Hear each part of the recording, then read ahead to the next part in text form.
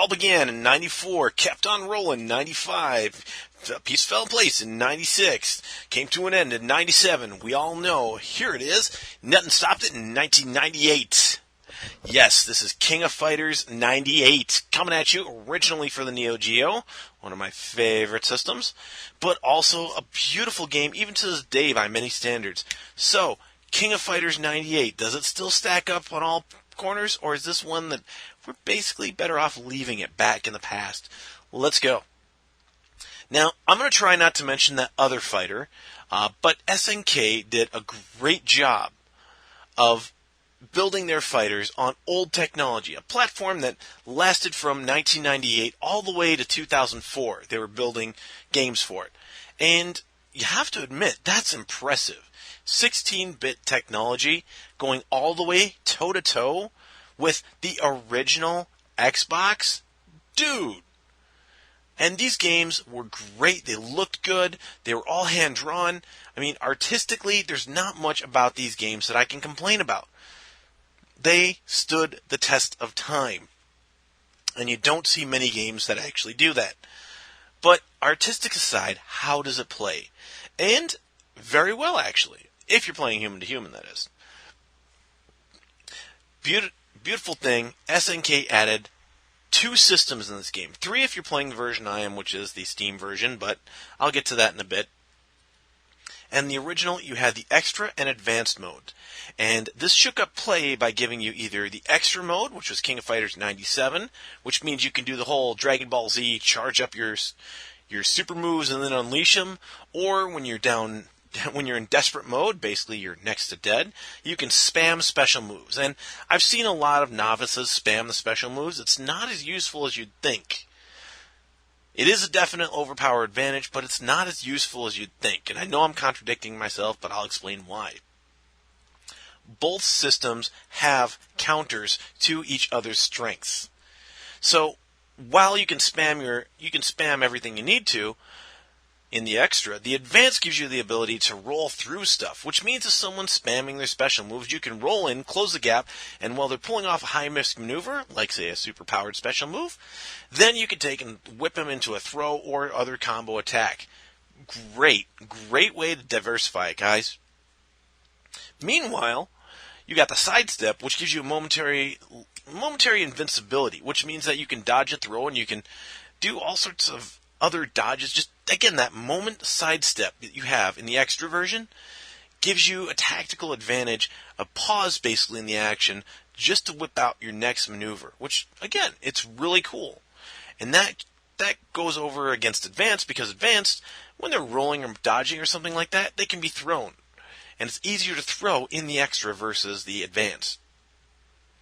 Now, there is an original one, there's an enhanced one for the Steam, and I didn't notice the difference between that and the Advanced. At least to me it just seemed like, yeah, this is just Advanced, here, we'll throw this in, tell you it's new. I didn't see much different in the system there, so, c'est la vie. The roster in here is beautiful. Now, starting in 94, they had set teams, and you could only choose by team. In the later ones, 96 and later, they allowed you to select your team a la carte. And the roster here is unique characters. No 2 characters play the same, even though their fighting styles may be similar. So, that's just beautiful, okay? That right there, that's awesome.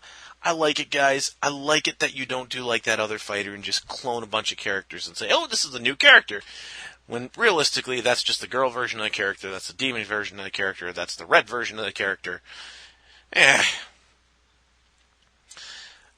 Loving it.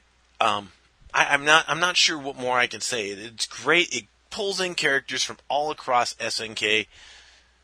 It's awesome. They really did a great job coming up with new, fresh characters and creating unique fighting styles that you could just get into. Now, here's where the problems come in with this game, and this is a problem in every SNK title. The computer. Up until 2002 and maybe even 2001, the computer in these games was just cheap. The computer can not only pull off moves that the average player can't, and when I say average player can't, I mean like, you know how you have to charge back for a couple seconds and then forward for something? The computer doesn't even have to charge, and the computer knows it, and abuses and spams techniques like that. But boss characters have these moves that they can just not only whip off, but they can totally pwn someone with moves that they pull out of nowhere. They pull them out of their rears, and they're like, aha, look what I got. And you're like, because you're just getting spam pwned, jacked up. Ah. I hate it. The computer can predict your every move, and it knows what move you're doing right before you do, and just fighting the computer it feels like a frustration and futility. At least in this version. And I tried switching because this also has the original arcade MVS version in it, and it seems like it was that way back in '98 as well as this slightly revised version. So it's a lesson in patience. You will either master the game or you will get frustrated. And King of Fighters '98, at its day, beautiful, really awesome title. I couldn't recommend it enough back in '98. Nowadays, it's still a good game, but you have to dedicate time, your life, to learning the game.